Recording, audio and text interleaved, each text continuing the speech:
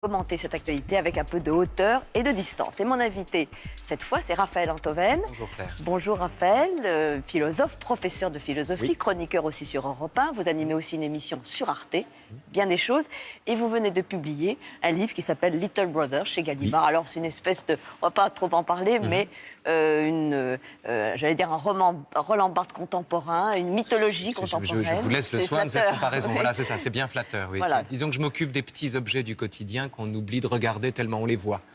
Voilà. C'est donc Little Brother, on aperçoit votre couverture. Alors cette semaine, bien sûr, cher Raphaël, on va parler de politique. Nous sommes au milieu de cette campagne, de l'entre-deux tours, de la présidentielle.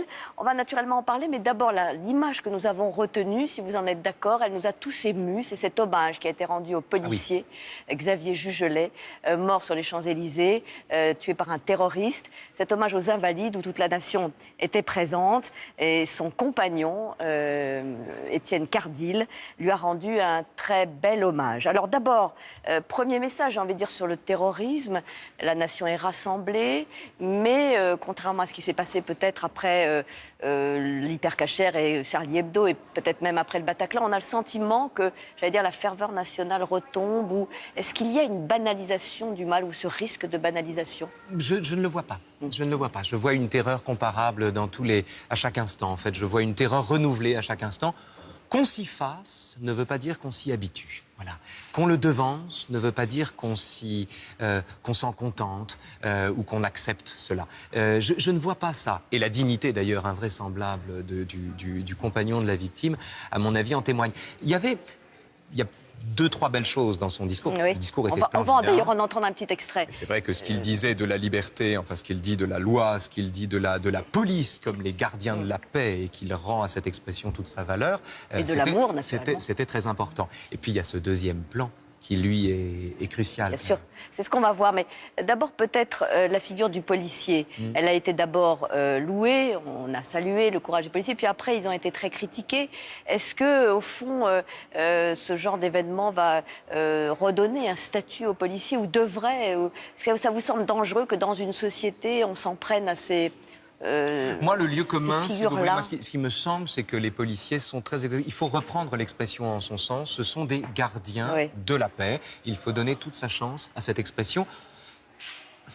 On a des flics magnifiques, pardon de le dire comme ça. En fait, je ne sais pas pourquoi je vous le dis sur ce ton, mais voilà, on a des flics magnifiques. Je veux dire, la chanson de Renaud, J'ai embrassé un flic, a tout son sens. L'époque où la subversion et la liberté passaient par le déni de la police, par le refus de la police, c'est-à-dire par le refus de la loi, me semble pour le coup totalement obsolète, totalement caduque. On est avec les policiers, tous en situation d'être les gardiens de la loi devant une attaque objective, devant une menace objective. Et moi, je trouve, en tout cas les policiers que je connais, avec qui j'ai discuté par hasard, au hasard d'une interpellation, non, d'une rencontre, enfin voilà, sont pétris de République, sont pétris de loi, sont pétris de respect d'autrui. Et c'est à ça qu'on a assisté. L'insondable dignité de tous ces gens, de tous ces corps constitués qui entendaient cette parole, me semble-t-il, témoigne de ça. Et cette parole, vous en avez parlé tout à l'heure, celle d'Étienne Cardil, donc qui est le compagnon. On va juste écouter quelques secondes tout à fait significatives et tout à fait bouleversantes. À toi, je voudrais te dire que tu vas rester dans mon cœur pour toujours. Je t'aime. Restons tous dignes et veillons à la paix et gardons la paix.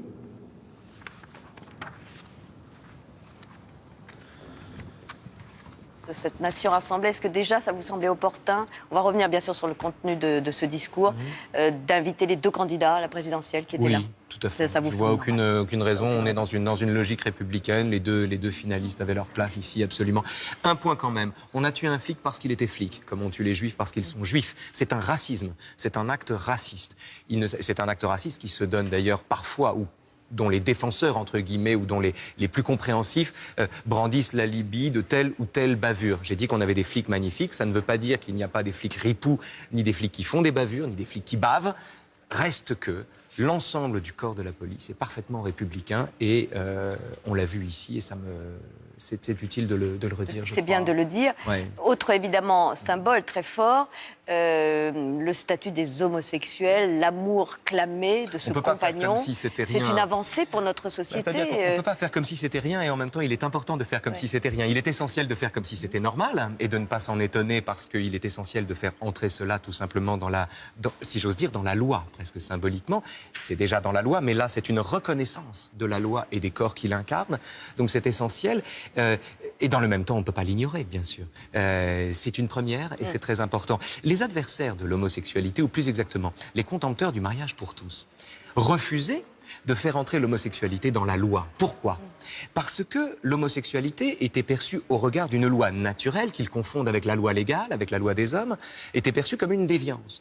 Et donc, faire entrer une déviance dans la loi, c'était ratifier cette déviance, c'était rectifier cette déviance sans la corriger. Et c'était cela, la crainte qui justifiait les grands rassemblements des manifs pour tous, à mon avis.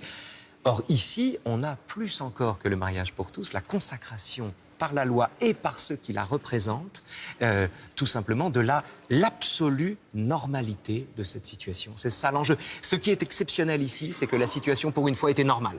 Voilà.